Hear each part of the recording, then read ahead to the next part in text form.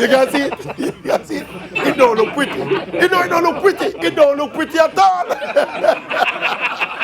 We heard a couple of weeks ago that the Central Athletics Championships and the Eastern Athletics Championships, which are qualifying events for boys and girls champs, we heard that these two regional championships were being postponed, we assumed, for a later date.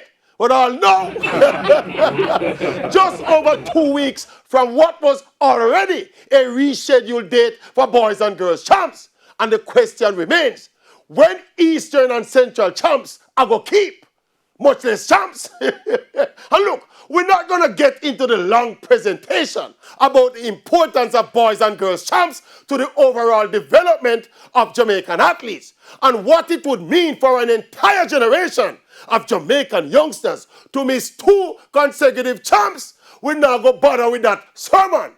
But not to have the spectacle of boys and girls champs, even as a television event, 2 years in a row, is unthinkable.